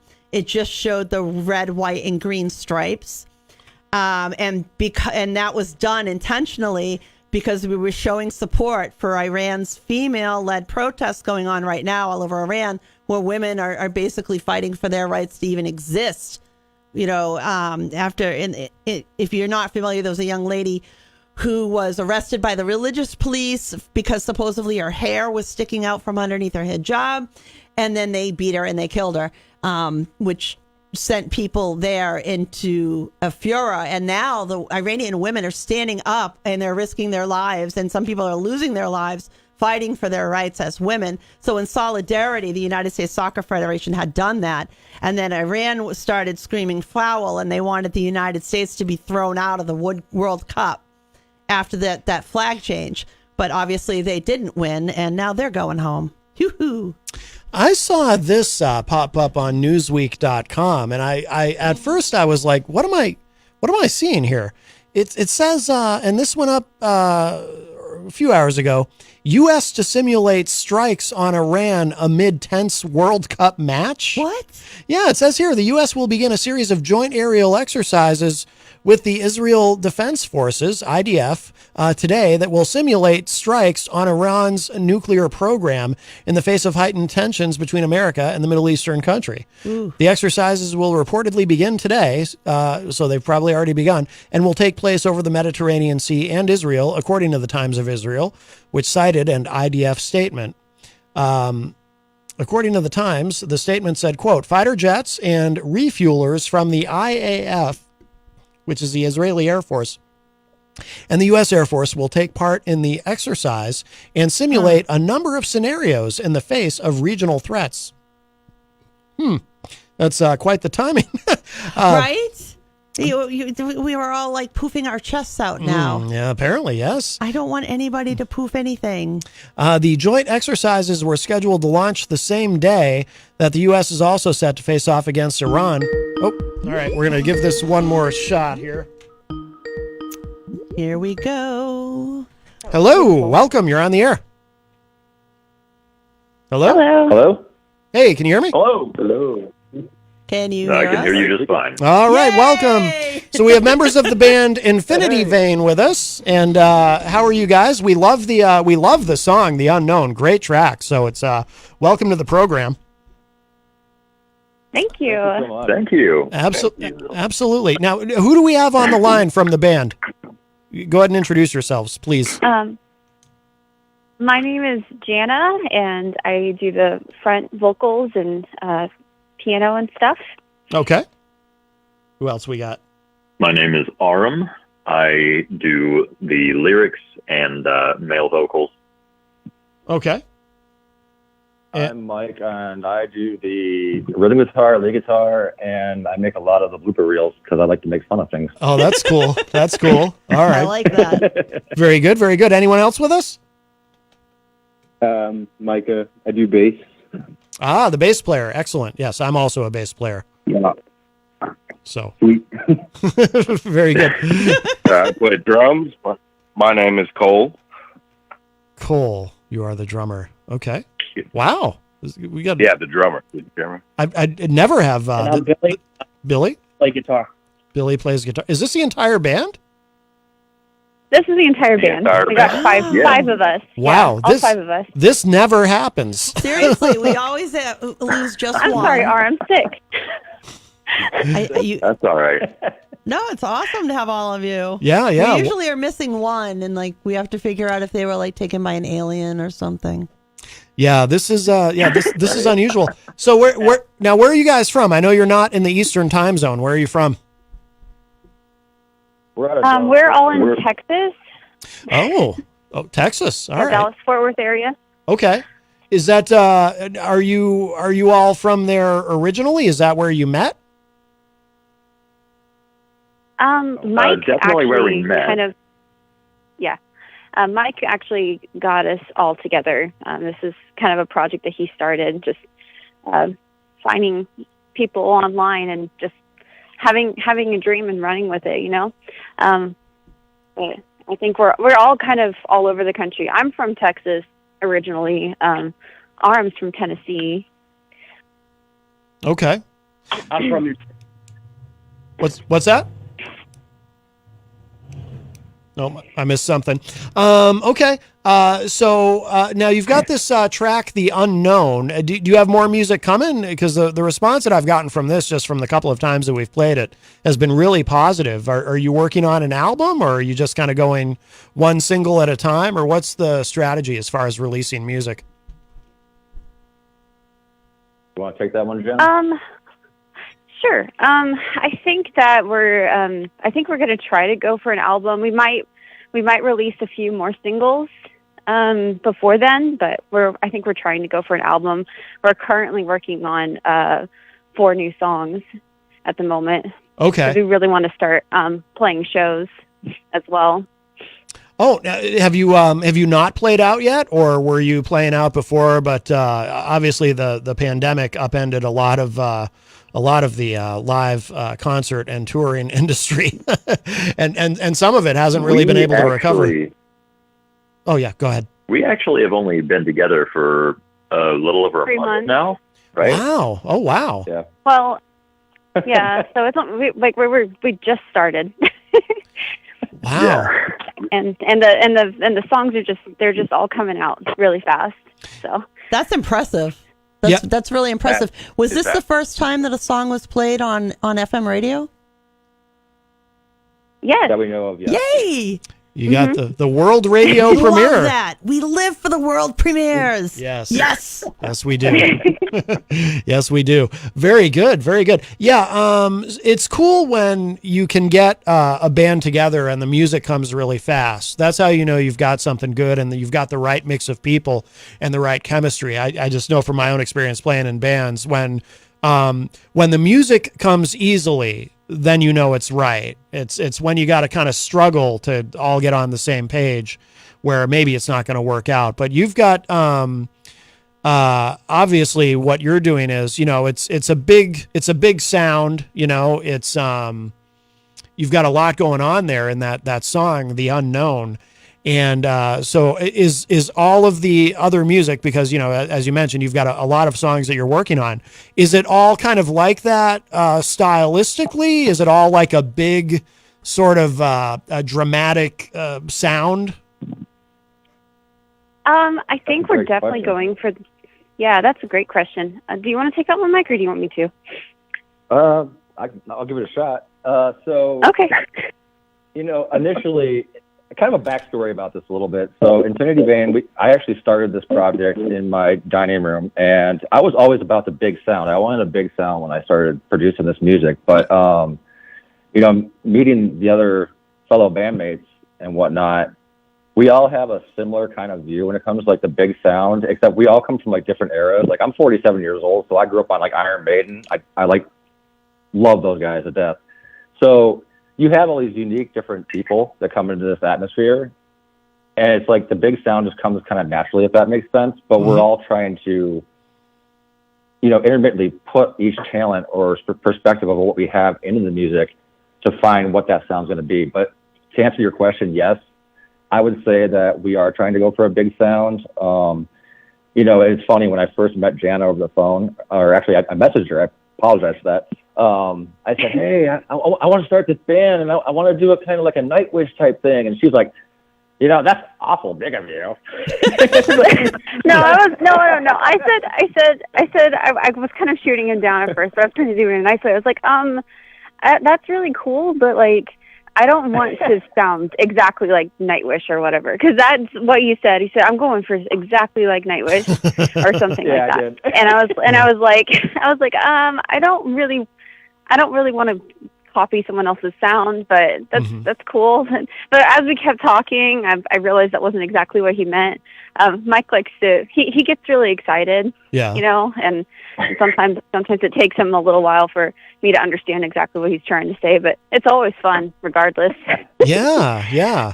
But to add what Mike said about the genre, we are definitely, The Unknown is definitely a more simple version of what we're going for, because The Unknown was our first song, and everything that we've been working on since then has been a little bit more complex. Like, there's more male vocals, there's just a lot of extra elements that we're adding to things. So The Unknown was a really great first song for us. It's a little bit catchy, you know, and we're just kind of building off of that, if you will. So it's like the test run, if you will, the test run song, and we're going to be making stuff hopefully bigger and better from here on. Yeah. Well, you're off to a great start.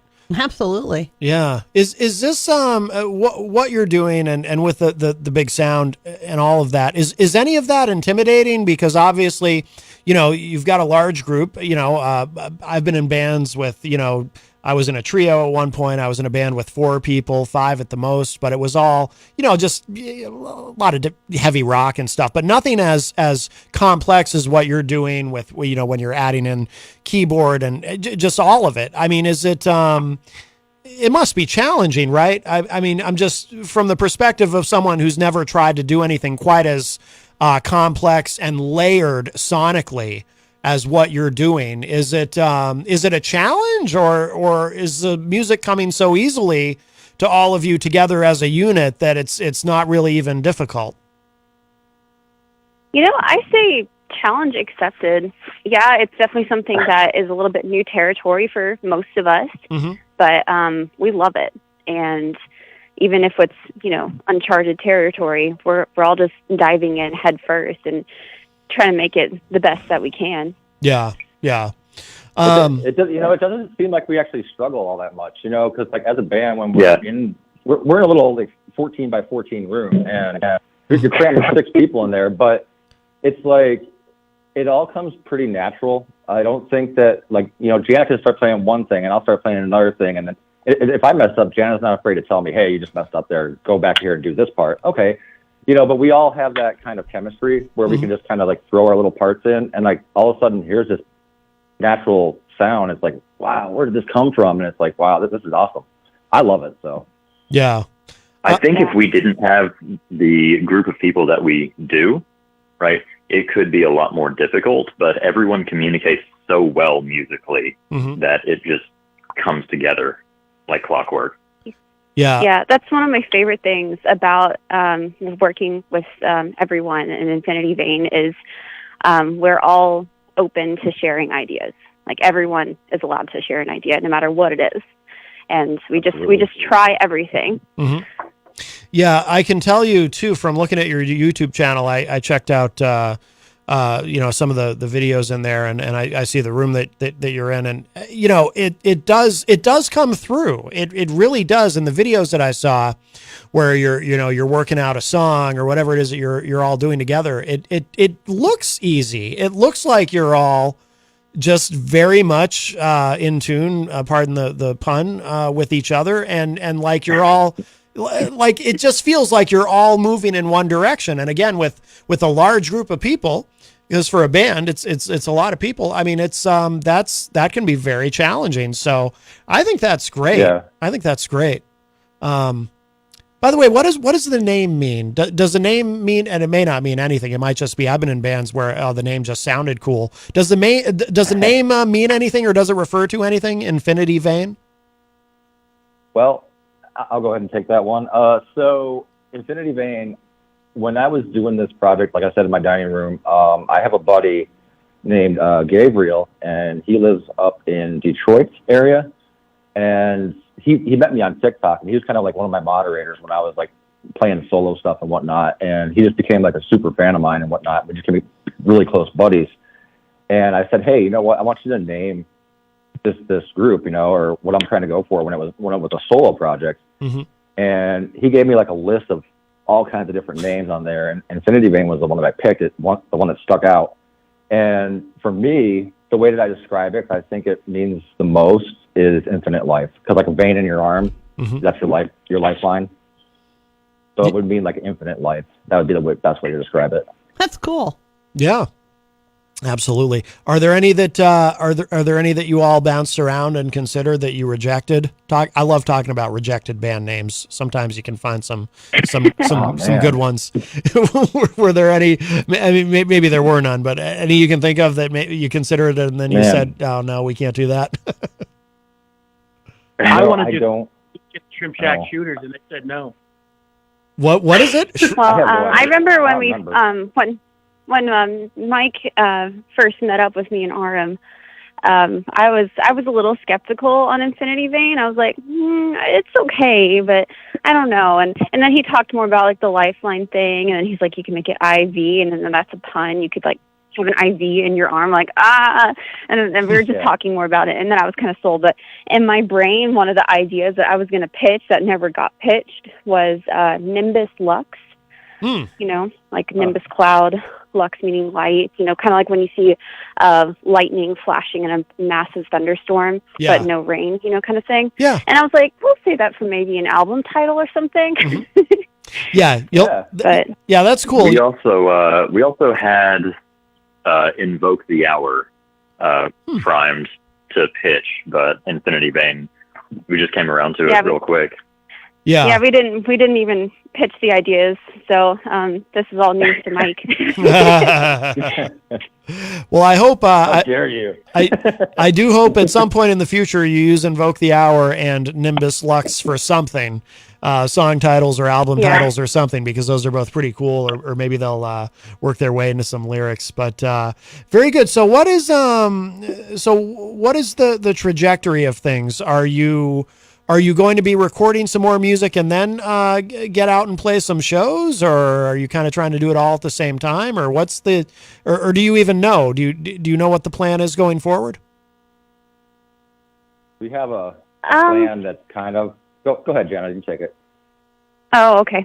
So I was going to say, like, I was thinking kind of in my mind, we haven't exactly planned it out per se. We've talked about it a little bit.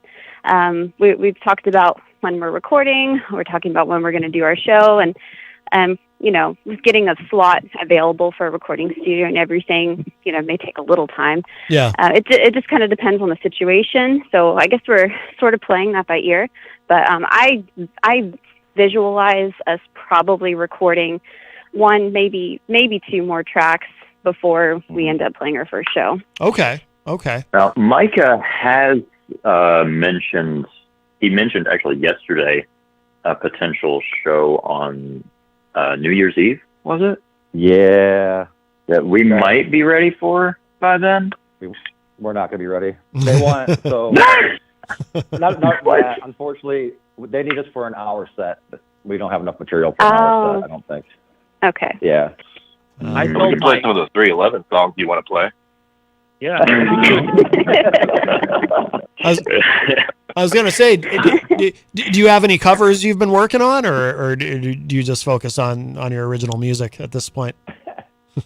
You know, we have talked about a lot of different ideas for covers, and I mean a lot. Yeah. We talk about taking a pop song and turning it metal, or taking a metal song and making a little bit more of a ballad version, you know, maybe just to get some more content on our socials and things. But we haven't collectively all decided on a cover, and our drummer Cole is not a big fan of covers. So I think if we do end up picking a cover, we're going to have to definitely, like, Cole's going to have to come up with what song it is.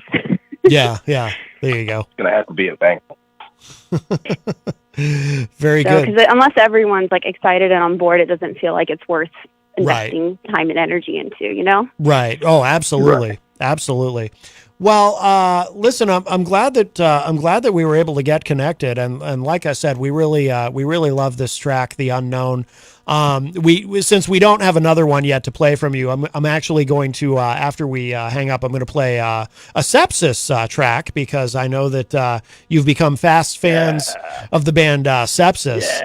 from right here in Manchester. And of course, we've got this track from them, "Eyes of Empathy." I don't know if you've heard that one, but that's my favorite Sepsis song. So selfishly, I chose that one to end our segment in a moment. But before we wrap up, anything else we should know about? And I definitely want to make sure we get your any I don't know if you have a website yet, or if you just want to tell us about your social media, but anything that we should know, and of course where to find your debut track, "The Unknown," and all of that, all the pertinent details that we want to make sure our listeners know, so they can follow you online. Mike is our social guy, so. Oh, okay. Yeah, I've been doing a lot of that stuff. I've been doing a lot of marketing and whatnot, but you can find us on Facebook, Instagram, TikTok, which is severely behind, by the way. So is Instagram, but YouTube, and I think that's pretty much it for right now. I do want to throw out real quick. Go ahead. I was just going to say you can stream The Unknown on basically every music streaming platform. It's on everything. Yep. Yeah. Excellent. That is correct. But we can. We usually go through an outside DistroKid. I'm sure a lot of artists out there use DistroKid or something similar to that. So that's kind of who we go to get the album or single out and whatnot. But I was going to mention that there is a track. There's actually 2 tracks coming up, and if it's okay for me to name them, Jana, "Angel." Yeah, go for it. And "Immortal." These 2 tracks are quickly becoming very, very much bigger than The Unknown.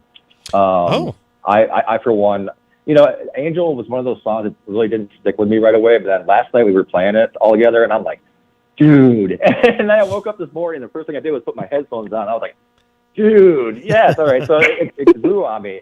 It's got a really good sound to it, and "Immortal" is a whole other animal of territory that I don't think any of us are really used to playing in. But from what it sounds as a band, yeah, it's going to be a great song. I'm really excited about it. Cool. Well, yeah, and we'll certainly play those on this program when they're out and ready, and absolutely want to continue to support what you're doing. And I appreciate you joining us today, Jenny, and I appreciate you joining us today on the show. And of course, shout out to our friend Billy Painter from Outlaw Radio for setting all this up and getting us connected. So, and in a moment, like I said, we're gonna play some "Eyes of Empathy" by Sepsis. But thank you all so much, Infinity Vein. It has been wonderful to speak with you today on the show, and I'm sure we'll talk again soon.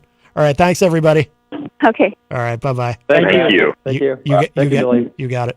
All right, that was Infinity Vein, and we're going to play this track from again Sepsis, another female-fronted band, and I think that kind of a similar sound. But Jenny and I went to see Sepsis at Swarmy Fest. That was a at blast. Jewel right here in Manchester a number of weeks ago, and yeah, that was a great time. Total blast. Absolutely. So let's we'll end the segment with this, and then we'll come back with our final segment on today's show. But here it is. This is Sepsis, "Eyes of Empathy."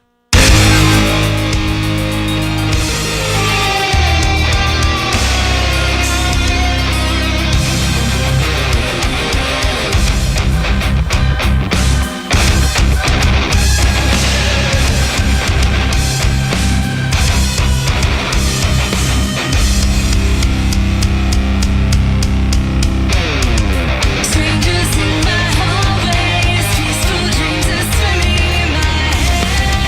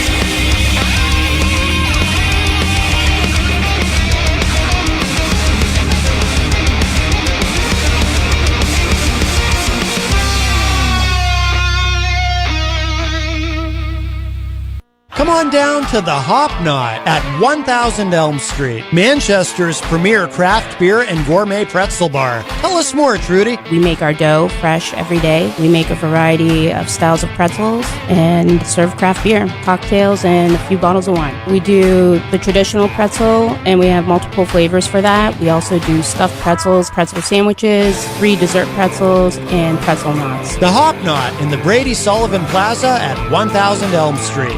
Bring your kitchen to life with Queen City Cabinetry, located at 87 Elm Street in the historic Sunbeam Mall in Manchester.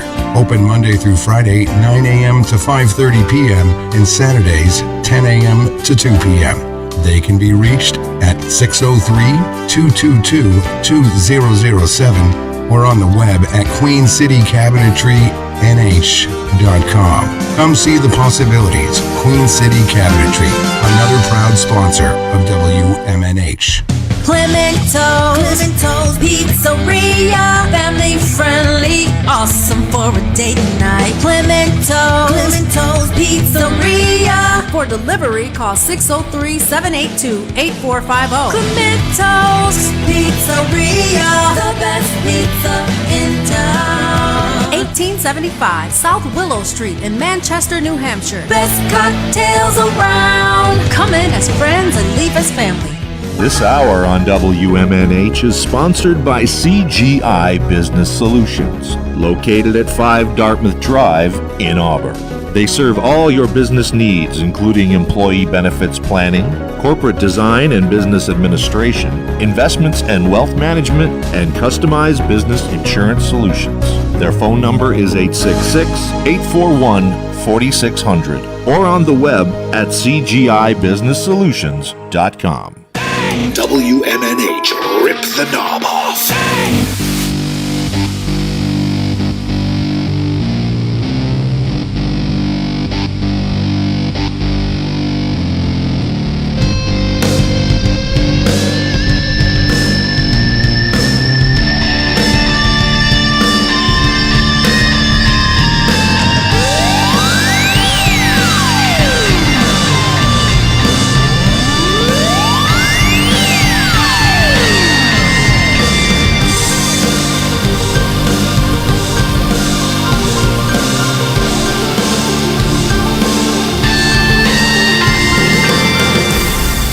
Welcome back, everybody, as we cruise into our final segment today of Matt Connerton Unleashed, and we are live from the studios of WMNH 95.3 FM in glorious downtown Manchester, New Hampshire. Jenny is here as well. I am present at the news desk, and I I believe our friend Billy Painter is on the line. Hi, Billy.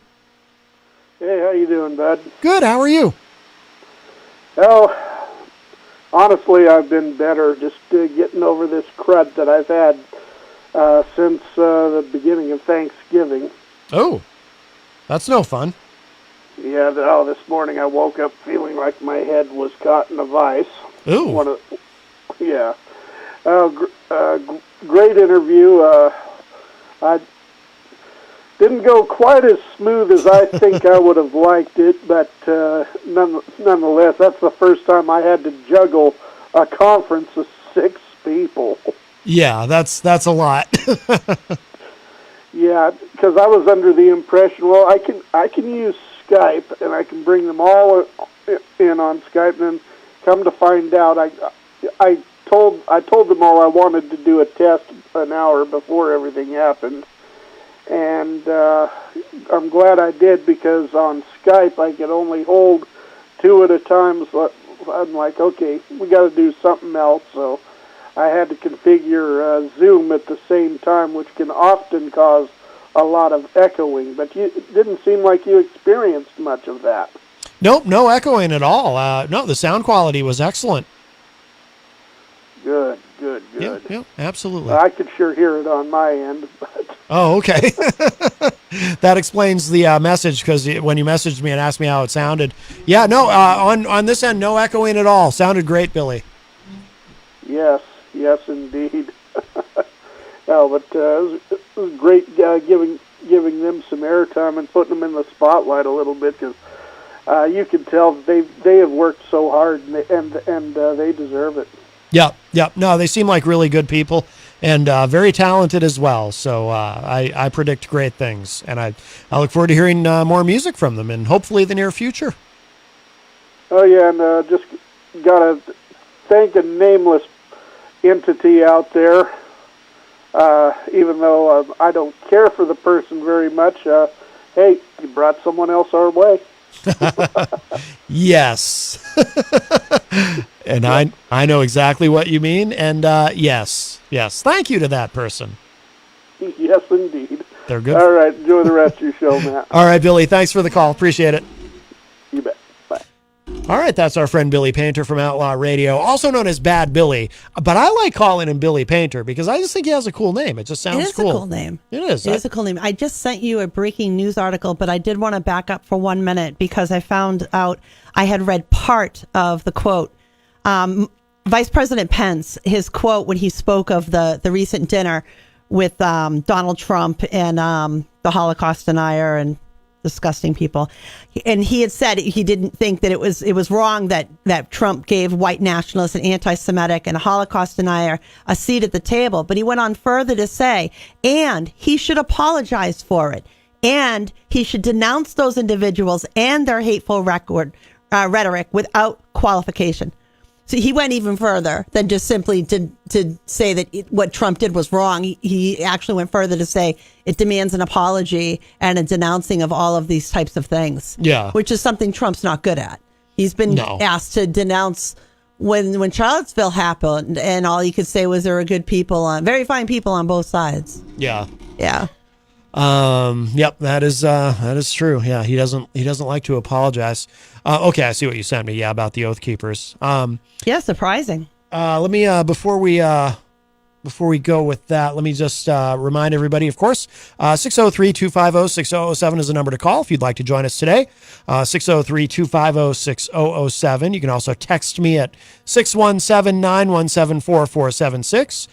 Tweet me at Matt Connerton or send an email to matt@mattconnerton.com. By the way, if you are going to tweet, I suggest you do so soon because Twitter could be going away. You got the doom and gloom on the Twitter. I do. It's on a death watch as far as I'm concerned. Well, they're losing advertisers left and right as we speak. People are running away. Oh, and isn't he trying to change the check mark thing now to multiple colors? Yeah, there's some kind of fix what he did. Some kind of a color coded thing. Yeah, that's not going to work. Working on that's not going to work. No, it's not. Yeah, so tweet soon if you're planning to tweet, and of course you can interact and opine in the Facebook live chat. But the best thing to do so that we can hear and enjoy your dulcet tones is to give us a call at 603-250-6007. Also, I want to remind everybody, of course, next week is the big event, the Miracle on Elm Street, December 7th, Wednesday, December 7th. Peter White of The Morning Show with Peter White. They're going to be on the air most of the day here until I come in to do my show. I think I'm probably going to be in early. But then Peter will be heading down at 4 o'clock down to Bonfire. So, of course, you can donate gifts there. You can donate gifts during the morning show here. So there's a couple of different ways. Of course, it's a toy drive to help Manchester's kids. And this is through the Manchester Housing and Redevelopment Authority. And Matt Couchane, of course, from Hope NH Inc. Does a phenomenal job with this every year. I got to finally meet him last year. After hearing him for what seems like years on the morning show, last year I got to finally meet him at the Miracle on Elm Street. But yeah, there's a few different ways you can contribute. Of course, you can drop off toys here during the morning show. You can send a check if you want to just make a monetary donation made out to Hope NH Inc.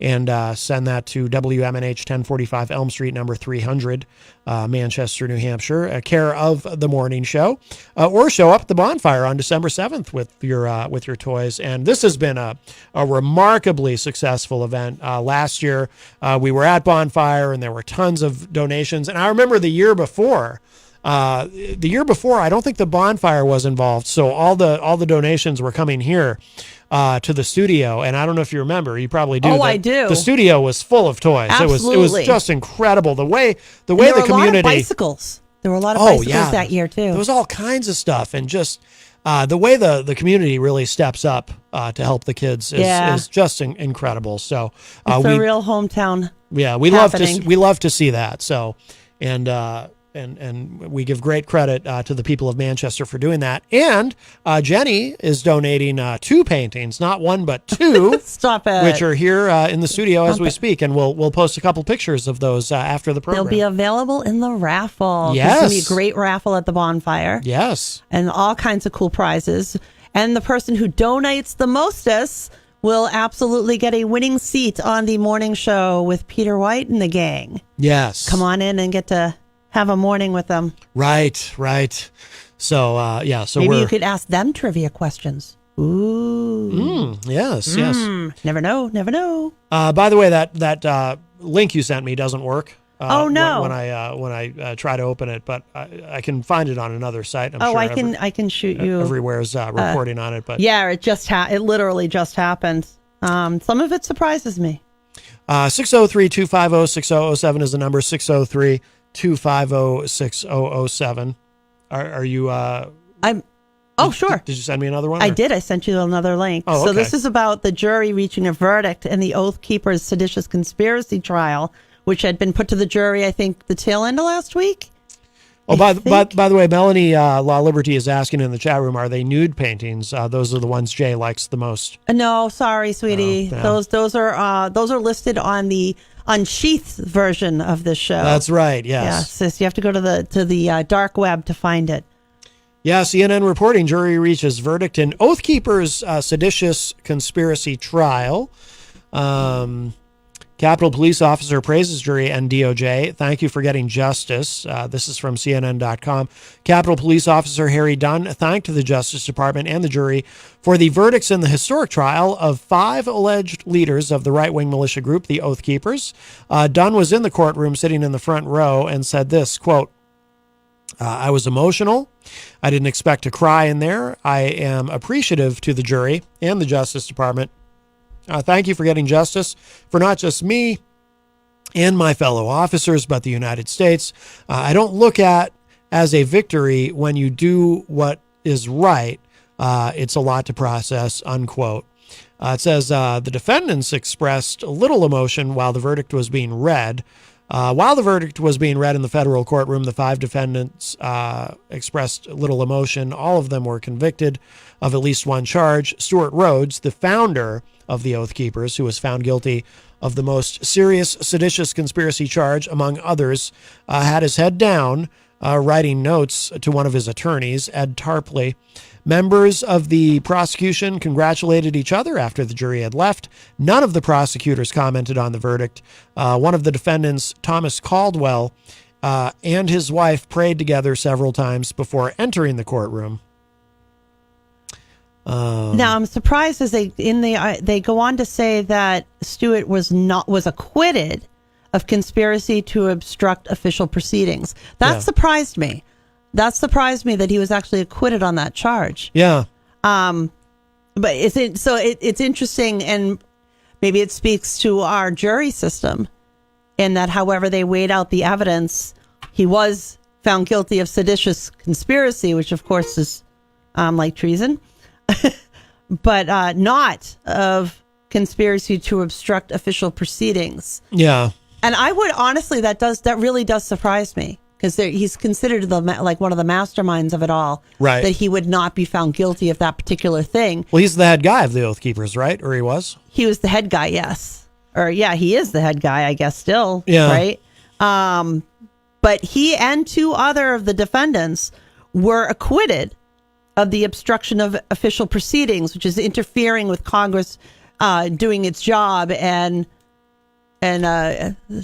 accepting the vote. I'm stuck on the wrong term here. I'm really surprised they didn't, but because it's like his minions went in there and disrupted it. Yeah. But because maybe he stayed outside, that's why they didn't. Maybe probably. That's why, because he didn't actually get into the Capitol. Okay. He was outside. That may very well be why. I'm wondering if that's why he was acquitted of that particular charge. But I do believe, doesn't the seditious conspiracy hold a possible 20-year sentence? I'm not sure. I think. Why does he have an eye patch? Is he a pirate? No, he lost an eye. I don't remember exactly what the how it happened, but it's something I guess that wasn't fairly long ago. Oh. But I remember seeing an interview with his wife talking about the fact that he had a prosthetic eye and he failed to take care of it properly. And there was like infection or something involved. So now he just wears the patch and doesn't have anything in there. But I don't exactly remember how. I wonder how it was he did lose his eye. Oh, by the way, Billy is in the chat room and is asking, by the way, Matt, where can I find this video you were talking about yesterday of this dude stalking a workplace? Yeah, that is Press NH Now. It was disgusting. Is the YouTube channel, Press NH Now. And I think we shared it out too. You shared it on the Unleashed page, right? Yeah, we did. That was something that just kind of stumbled into my purview. Yeah. As things often do. Wait a minute. Here you go, dear. Stuart Rhodes lost an eye when he dropped a gun with a bullet in it and it shot him in the face. Oh my God. At the age of 28 years of age. That's you're an embarrassment, dude. Wow. Dropped his loaded handgun. That's how he lost his eye. Now it says here, Oath Keepers leader Stuart Rhodes has been acquitted along with 2 other defendants of conspiracy to obstruct an official proceeding, which was the vote in Congress to certify the 2020 election results. The other 2 defendants were convicted of that charge. Okay, so I assume the 2 that were convicted are the ones that actually entered the Capitol. That makes sense. The DOJ has charged about 50 defendants with some form of conspiracy as part of its broader prosecution related to the insurrection, while prosecutors have applied the rare seditious conspiracy charge of which Rhodes was acquitted in fewer cases.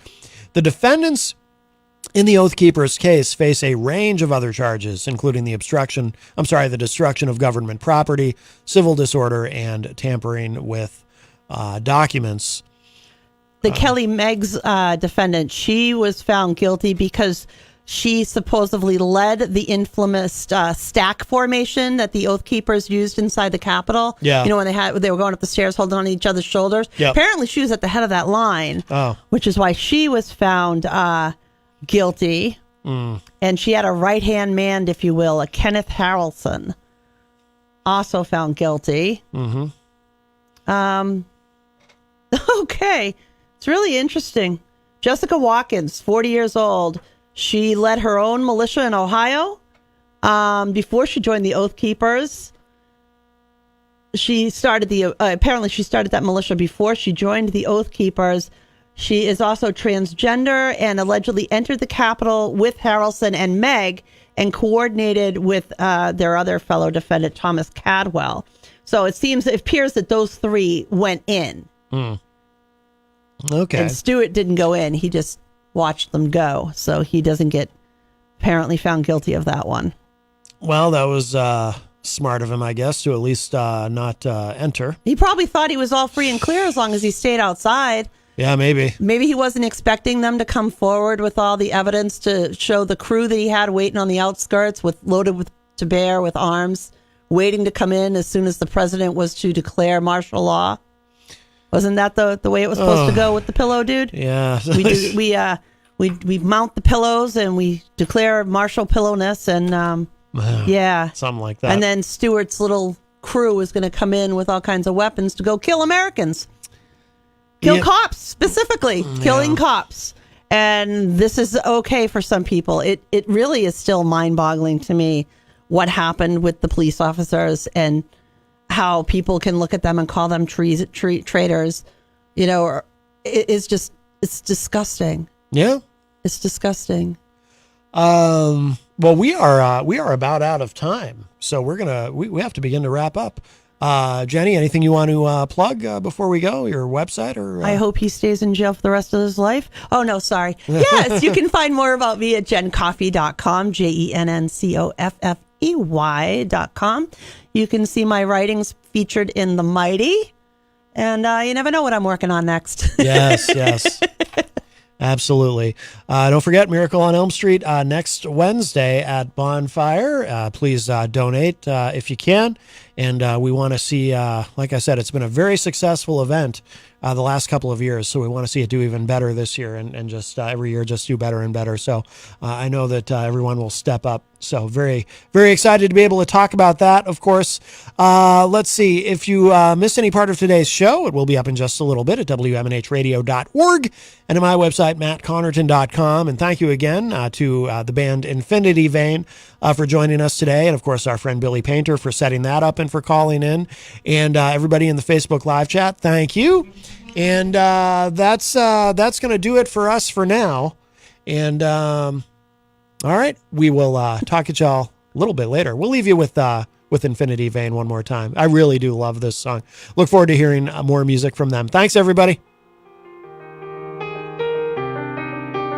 Time will show and then we'll know, unraveling another mystery. First to sober, last to know, if I'll ever glimpse the stars again.